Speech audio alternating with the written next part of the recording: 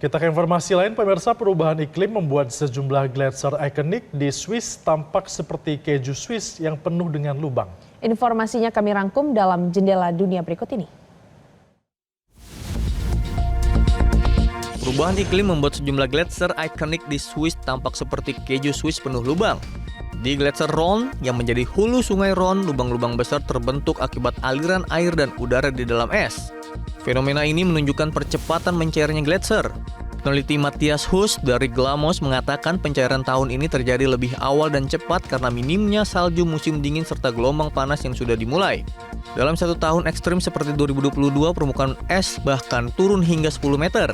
Proses regenerasi alam pun terganggu karena suhu tinggi mendorong pencairan ke ketinggian yang lebih tinggi. Para ilmuwan khawatir target maksimal kenaikan suhu global 1,5 derajat Celcius sudah nyaris terlampaui.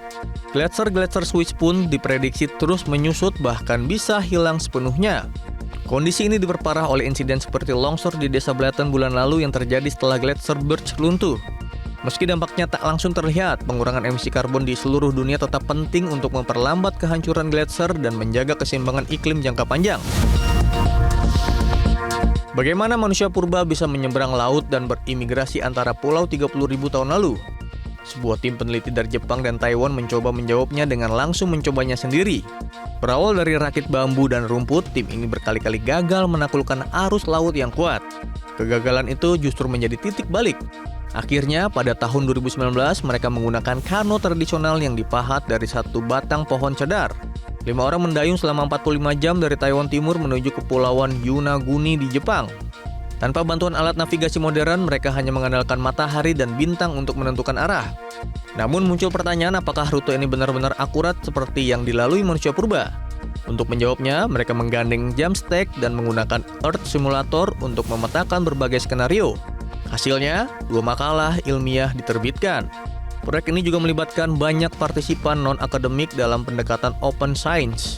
Para peneliti menyimpulkan bahwa kano pahat saat itu setara dengan teknologi luar angkasa zaman sekarang, membuka cakrawala baru bagi migrasi manusia awal.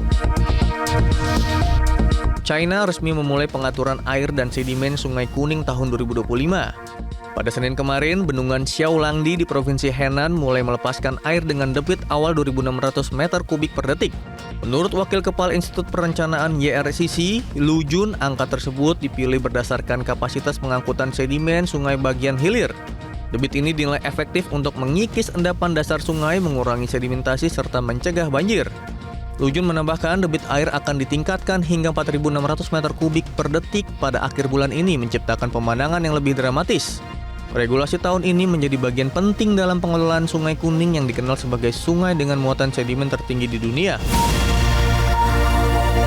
Jelajahi cara baru mendapatkan informasi. Download Metro TV Extend sekarang.